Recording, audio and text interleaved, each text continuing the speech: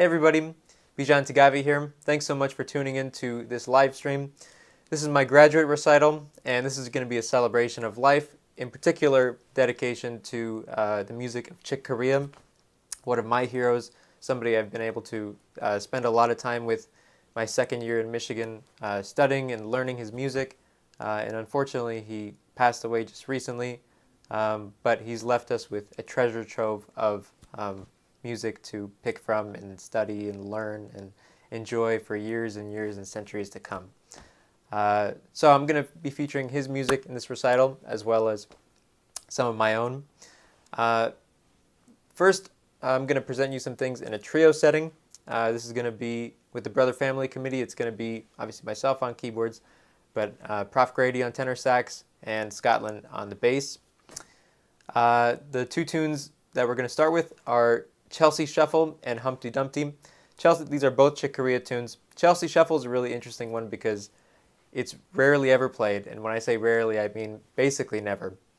Humpty Dumpty's played a little more often nowadays, but and I've tried scouring the web, and I can only find one recording of Chelsea Shuffle, and it's his original recording with Avishai Cohen and Jeff Ballard on drums. And here you get to hear him back at his compositional roots, and you get to hear some of his Horace Silver influence here. So enjoy this. This is Chelsea Shuffle. 1, 2, 3.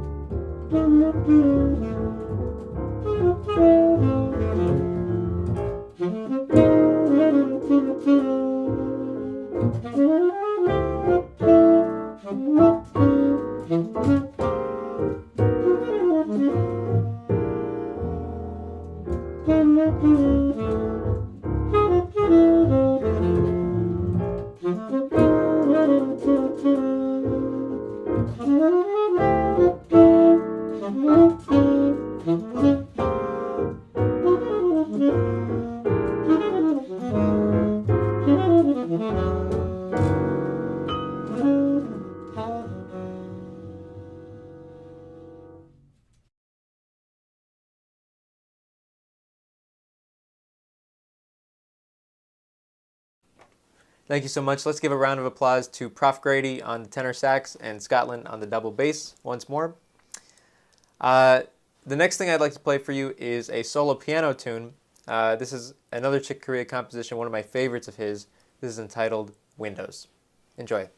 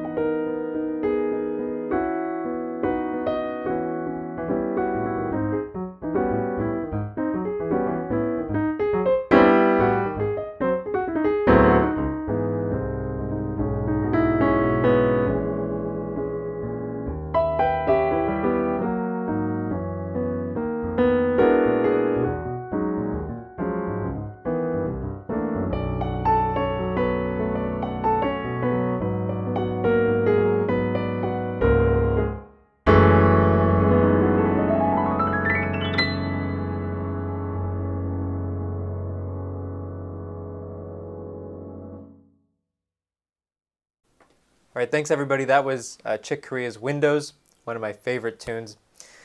The next thing I want to play is an original composition of mine. This is entitled One for Andy. One thing I admire about Chick Corea so much is how he really expanded the possibilities of jazz composition, texturally, form-wise, rhythmically, melodically, harmonically. And I want to talk more about that at the end here. But you know, like in Windows, you hear they're like the start and stop kind of concept. That's a concept I try to employ here in One for Andy, as you'll hear. This tune is dedicated to my great friend, Andy Hooten. Andy, I know you're watching out there, and you know how much you mean to me. I miss you guys a great deal. Hopefully, once this pandemic period is over, we can all get together again with Recital and May and the whole gang. So, for those of you who don't know, Andy Hooten was a great friend to me growing up. His positive spirit was contagious on everybody around him. He was very supportive of me personally. He would always show up to my gigs, even when I wasn't that good at the very beginning. It might not have been the most enjoyable thing to listen to, but he was very encouraging of me developing all my musical talents. In fact, he was one of the first people to expose me to jazz and really, other than my music mentors, to really encourage me to go down that route.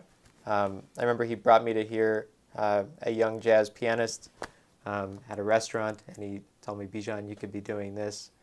But in 2016, Andy was hospitalized with stomach cancer, and in less than a year's time, he had lost over half his weight, and he suffered through the poison known as chemotherapy. And you know, everybody faces obstacles in life. I have this quote here by Jack London, that life is not always a matter of holding good cards, but sometimes playing a poor hand well. Very indicative of nowadays, actually, right? So no matter what undeserved, unfortunate circumstances may fall in your lap, it's always crucial to stand up to adversity by making the most of what you have and embracing each day as a challenge to pursue your personal dreams and to help others. And that's what Andy meant to me. Now 3 years later, Andy is completely cancer-free, and his story continues to inspire me and others to overcome hardship. So just like Andy had to take things one day at a time to extend his life, the idea of this piece was to take just one simple melody and flesh it out into a full-fledged extended composition. So without further ado, this is One for Andy. Let me just mention the people in the band. This is going to open up to an octet section now. Special thanks to Scotland, Prof. Grady, Muthi Baby on trumpet, Joseph on alto and soprano, Nick Chard on drums, Jack trombone, and Luke on guitar for learning this music. You know, it definitely wasn't easy, and thanks to all of them for bearing with this whole virtual recording process, because this is not how jazz is meant to be played normally. But you know, we did the most with what we could, and hopefully created something to give you some enjoyment for the evening. So without further ado, this is One for Andy.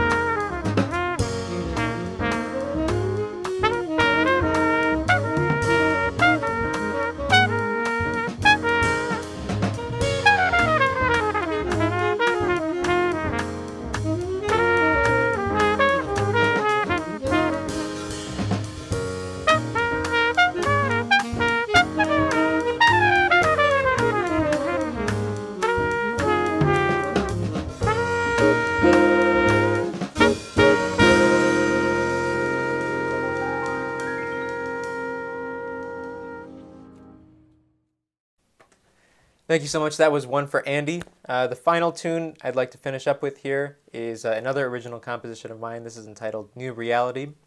And this features a spoken word section by Prof. Grady.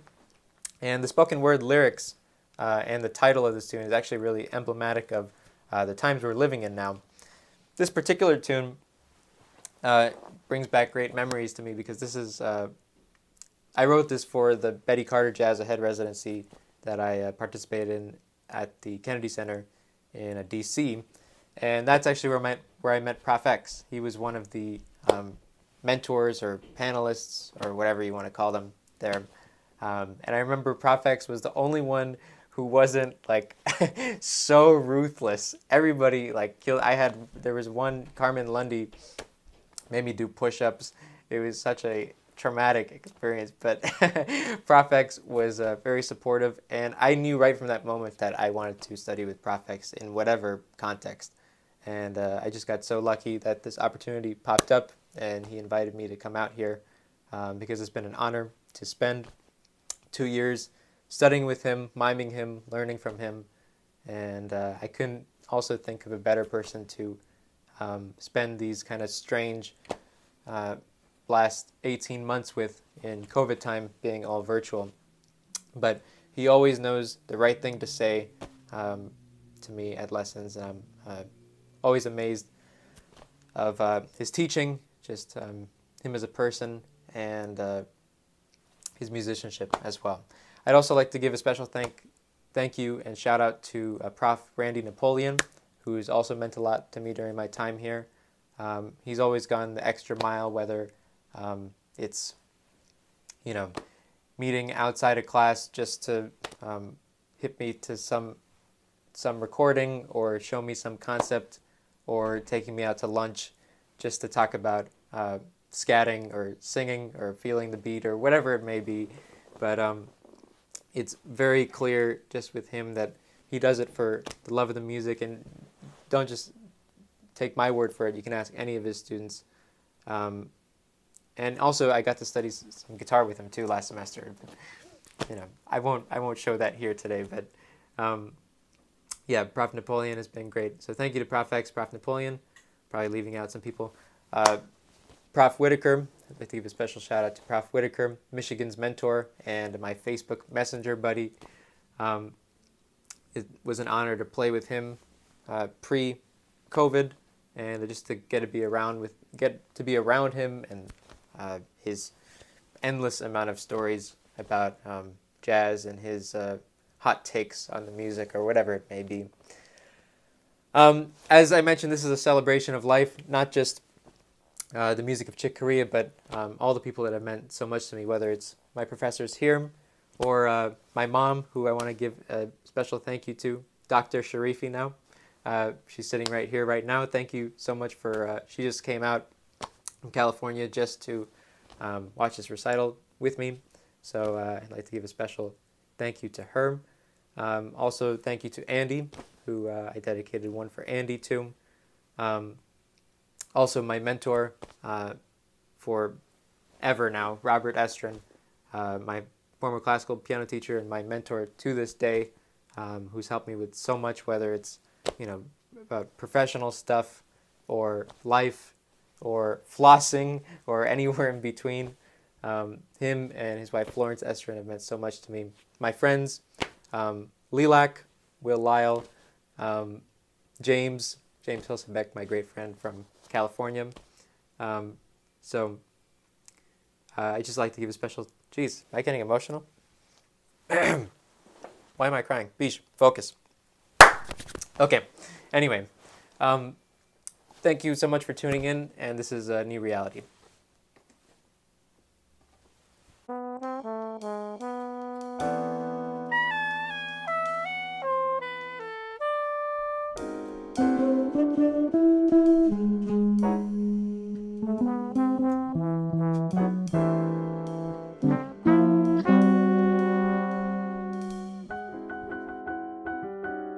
Searching for the peace I do not see.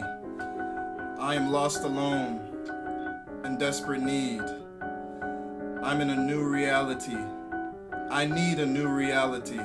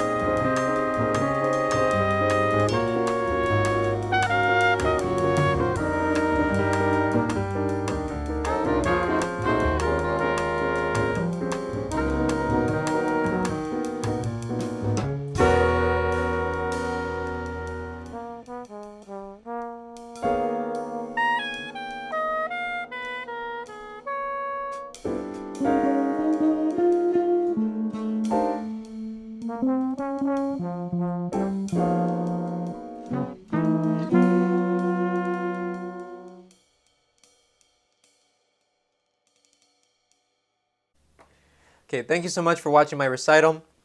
Just some final closing words I want to mention just about Chick Corea. I hope this recital has given you an insight to him as a musician. If you weren't familiar with him, if you were familiar with him, hopefully you got to hear some tunes that you might not have heard or known before. And I hope you also get to see how he's influenced me greatly. But like I say, it's not just me that he's influenced, but so many other pianists, not only with his playing, but what I particularly want to highlight here in this recital is how he expanded really the possibilities of jazz composition. And interestingly, the two of the tunes that I played of his today were 4/4 swing tunes, but it's actually quite difficult to find tunes of his that are 4/4 swing because, like I said, he opened up the possibilities so much. He had a great love for world music, particularly the music of southern Spain and Egypt and the Middle East. And he wrote so many different grooves and tunes. If you're not familiar with some of his other music, I'd highly recommend checking it out. But even within the tunes that he wrote in a 4/4 swing context, you could hear how he still puts his signature on it. You know, it's not just like a standard tune. It's a composition, you know, and there's a difference. There's a distinction. I know I have some of my compositional students watching this out there. So with Chelsea Shuffle, you know, that talk about a special tune. There's some really interesting things going on there, especially the bridge. He has some really weird chords that, nomenclature-wise, he will refer to this as like a B flat 7 over D, even though this has like an A natural, and this is like a A7 sharp 5 over C sharp, even though this has a G sharp in it. And he writes chords like C minor sharp 5. Typically, I would tend to see that as a like C minor flat 6 or like A flat over C. But it just gives you a little bit of an insight in terms of like how he's thinking. And one thing that Chick loved to do, and you can hear that in that particular tune, but also in his playing in general, he loved exploring just these strange clusters. And he would always, in his improvisations too, he would just make up his own scales and use that either to create a compositional basis on, or to use as a springboard for improvisation. And that's something I love about his playing so much, is just like the intervallic nature of his playing, just the quirkiness of his tunes. You can hear that he was very influenced by Monk in his writing, in his playing, as well as McCoy Tyner. Those were two of his biggest influences. But two of his first influences, though, were Bud Powell and Horace Silver. And that composition of his Chelsea Shuffle, which was recorded on Past, Present, and Futures with Avishai Cohen on bass and Jeff Ballard on drums, you could hear his Horace Silver influence in there. Horace Silver would always write these like tightly arranged, swinging compositions, but Horace expanded the possibilities of what we think of, arrangement orchestrations within a swing context. And Chick took a lot from Horace Silver to influence his 4/4 writing, as well as some of his other tunes as well. This particular tune of his was dedicated to his friends from his old high school in Chelsea, Massachusetts. Chick was born in Chelsea, Massachusetts, 1941. I think he lived to be 79 before he passed a couple months ago this year. He started learning the piano at the age of 6, and he was one of those who, like myself, also did both the classical and jazz thing, and continues to play classical music to this day. So that's something that really intrigues me about Chick too. The next tune you heard was Humpty Dumpty, and then Windows. Windows is another one of those tunes that I feel like really just opened me up to the possibilities of playing too, as well as writing, because within that tune he leaves so much freedom for the player. And that's something nowadays that a lot of modern composers, and myself included, as you probably heard with my couple tunes there, we struggle with, is still writing great, beautiful tunes, but leaving room for freedom for the improviser, for the player. A lot of times we want to be so specific with writing and personalize it, but we take personalization to an extreme and actually create more limits. And sometimes that's a vibe, that's a cool thing. I mean, I do that sometimes, and I like it at times. But then on the other side of things, as the player, I know I can speak for myself. I never like to do it, and I don't know anybody else who enjoys playing compositions with that really limits what they can do, and they almost feel like they're kind of handcuffed. So with Windows, you'll just have these long sections of just like 4 bars, 8 bars of just one chord, and it's actually really fun to play. At first, I would always think with something like that just 4 or 8 bars of one chord is so scary. Like, what do I do for that long? But now I view it as an opportunity, something that Prof X kind of shed a lot of light on with me. Is whatever you view as a challenge, see how you can turn it into positive and view it as an opportunity to do something. But another thing with that tune that I really like is just the rhythmic back and forth. It goes back and forth between sort of this rhapsodic section and the groove section. You have the rhapsodic, like the.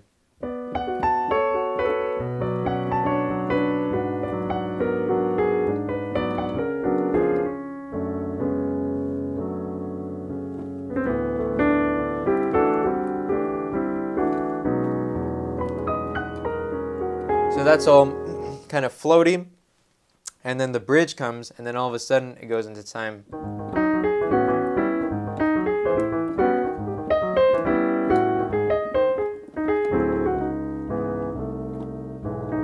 And then back to the rhapsodic thing.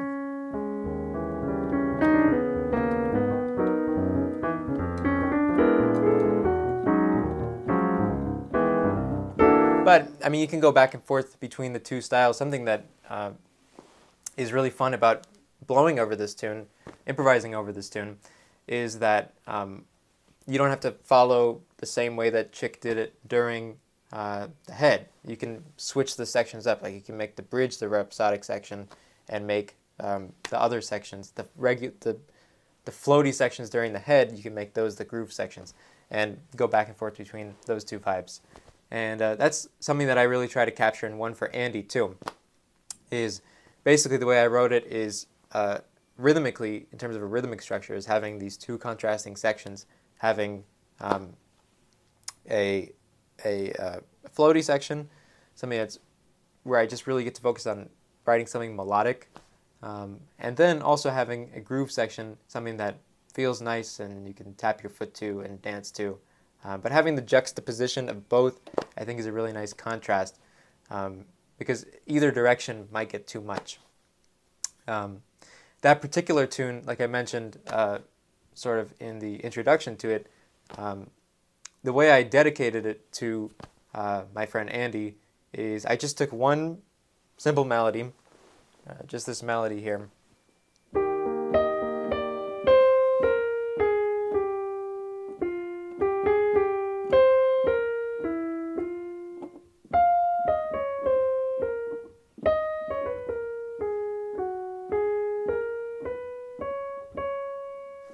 so on. And then I developed it from there through various compositional techniques, whether it's from transposition or orchestration or counter melody. It was also a really good opportunity for me to write some counter melodies too with some more horns, especially in an 8-horn kind of section. There's a lot of textures that you can do, whether it's arranging for all the horns to play sort of like a 2D section, rhythmic unison, or whether to have horns doing two different things, whether to have like a melody group and a counter melody group. And also with guitar, I mean, not only because I love Prof. Napoleon so much, and he made me like the guitar even more than I already did, and I played the guitar a little bit growing up, so I have a bias towards the instrument. And I'm also a chordal instrument, so it's natural that I like guitar. But the combination of piano and guitar together is something that's kind of underused, because it's sort of seen as like that's another thing that's sort of seen as like a scary thing, just like I talked about with the 4 or 8 bars of one chord, the mixture of piano and guitar together. But I actually really like it, and I really like the sound of piano and guitar playing melody lines together. I think it really has a really nice color and texture to it. So that's something I try to incorporate a lot in One for Andy as well. But like I said, stemming from just taking this one melody,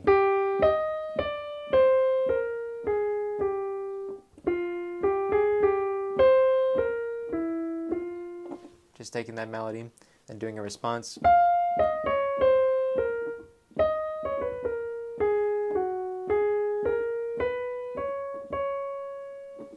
and then transposing it,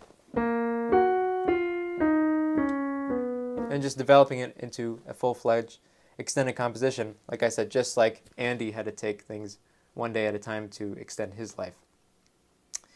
So the last tune I played was New Reality there. Just one thing I want to mention about that for my compositional students out there, and for all the music nerds.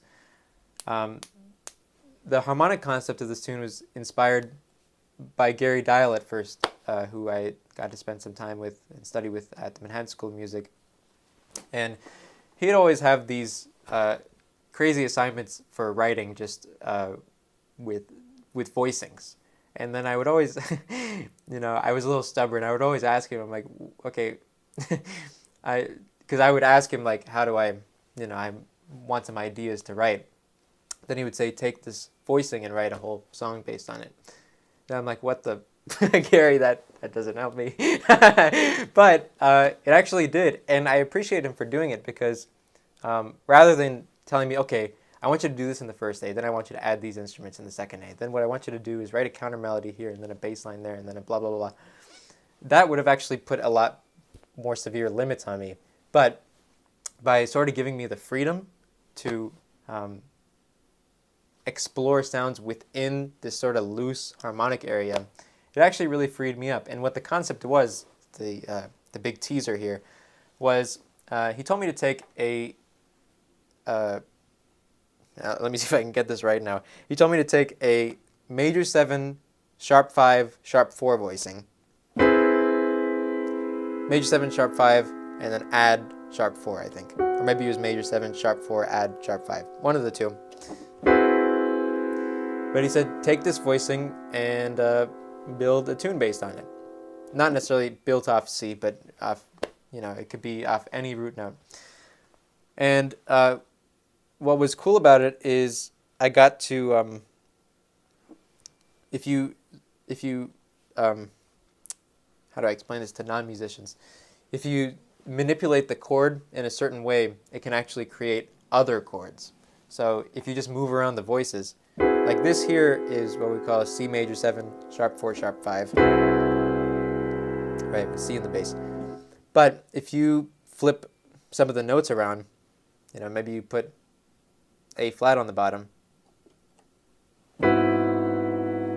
now all of a sudden you have an A flat 7 with a sharp 9 and a sharp 5, right? Or maybe you do that somewhere else. Maybe I would do that with this here, and this gives you a whole different sound. This gives you sort of like a major sharp 5. So it really freed me up, and I sort of, after the first 8 bars, I sort of added some other things in there as well. But I remember when I showed it to him, I was like, Gary, I cheated a little bit after the A section. And he said that was totally fine. It was just, the purpose of it was just to give you an inspiration or springboard to write based off of. And with that mode too, there's so many beautiful sounds. Just if you take like a voicing, oops, now I'm not even playing it right. If you just go up modally with different shapes, this is something that Mike Holliber, in fact, showed me, one of my favorite composers.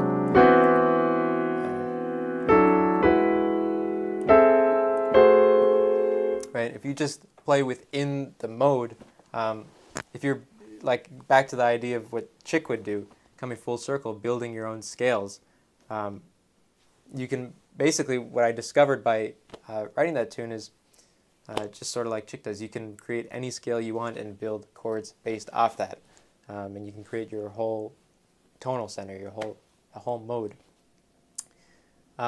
So anyway, just a little informational piece of this live stream here. I hope this was helpful. I hope this was enjoyable to all who tuned in.